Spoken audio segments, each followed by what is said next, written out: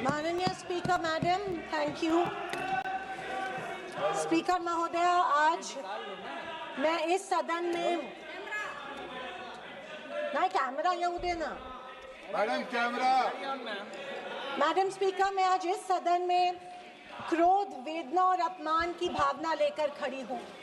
अपमान उन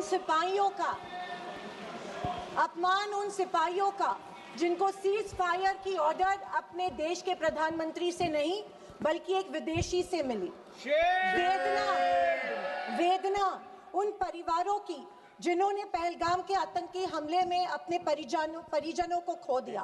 और क्रोध इस सरकार पर जो आज तक पहलगाम के आतंकी हमलावरों को न पकड़ पाई है और ना ही उनकी कुछ सुराग ढूंढ पाई है। ऑपरेशन सिंदूर नाम सुनने में देशभक्ति का लगता है, लेकिन असल में ये सिर्फ मीडिया पर किया सरकार का एक तमाशा था।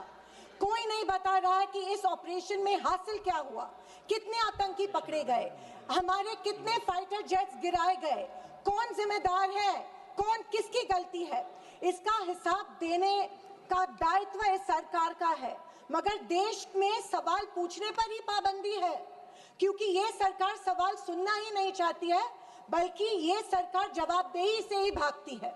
अध्यक्ष महोदय, आज की परिस्थितियों को देख मुझे रोम में बने कॉलिसियम की याद आती है। विश्व की सबसे अविस्मरणीय और पुरानी इमारतों में एक है। रोम में बनी कॉलिसियम मनुष्य की कल्पकता और निर्माण क्षमता का एक अभूतपूर्व मिसाल है, पर इसके अलावा वो एक गंदे और घिनौनी राजनीति का भी प्रतीक है। कहा जाता है कि इसका निर्माण उस समय की जनता को खेल और मनोरंजन में उलझाए रखने के लिए किया गया था, ताकि जनता का मूल मुद्दों पर से ध्यान भटक जाए। कुछ ऐसा ही आज हमारे देश की सरकार करती प्रतीत हो रही है। पर अब खेल और मनोरंजन ही काफी नहीं है। किसी महत्वपूर्ण इलेक्शन के पहले आतंकी हमला और फिर सरकार की जवाबी कार्रवाई। आतंकी आए कहां से, कहां गए, ये सरकार को कुछ नहीं पता, पर हमें पड़ोसी देश पर आक्रमण करना है और उसके आधार पर वोट बटोरने हैं। पहलगाम के आतंकी हमले में मारे गए बेगुनाहों की अभी चिता भी ठंडी नहीं हुई थी कि देश के प्रधानमंत्री बिहार में चुनावी रैली संबोधित करने गए। कोई जिए कोई मरे, इनको कुछ फर्क नहीं पड़ता। ये 24/7 चुनावी मोड में रहते हैं। फिर साहब की मार्केटिंग की तरकस से आया नया तीर, ऑपरेशन सिंदूर। मुझे हमारी सेना की बहादुरी पर बिल्कुल संदेह नहीं है। मुझे हमारी सेना की बहादुरी और वीरता पर बिल्कुल संदेह नहीं है, पर इस सरकार की दुर्जनता की सीमा देखिए कि सेना के जवानों को लड़ने जरूर भेजती है, पर हमला होने के पहले दुश्मनों को आगाह भी कर देती है। वाह, ये हमारे परराष्ट्र मंत्री का बयान था। क्या यही कारण है कि हमारे जेट्स दुश्मन के द्वारा गिराए गए? क्या ये हमारी सेना के जवानों के जानों के साथ खिलवाड़ नहीं थी?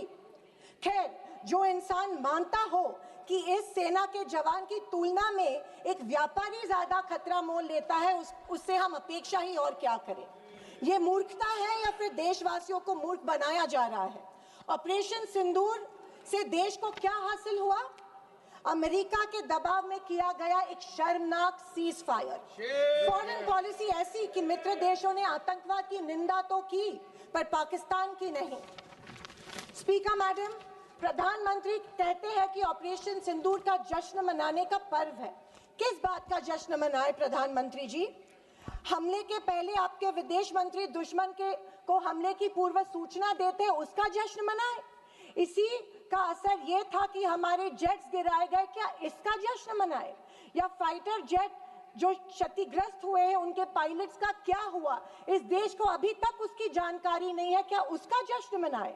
सीज फायर का ऐलान इनके कथित मित्र ट्रंप करते हैं, इससे जो हमारी देश की तीनों सेनाओं का मानसिक खच्चीकरण हुआ, क्या उसका जश्न मनाए? और तो और पहलगाम के आतंकियों को कोई सुराग नहीं, क्या इसका जश्न मनाए? इंटरनेशनल कम्युनिटी में भारत की छवि इतनी कमजोर अब तक कभी नहीं हुई थी। हर चीज को इवेंट मत बनाइए मोदी जी। अपने मन की बात छोड़कर देशवासियों को की सवाल का जवाब देने की भी हिम्मत दिखाइए। याद आती है जब इंदिरा गांधी जी के सामने पाकिस्तान सरेंडर हुआ था और एक हार्डलाइनर निक्सन जैसे को भी इंदिरा गांधी की बात सुननी पड़ी। और विदेशी नीति की तो हालत और भी शर्मनाक है।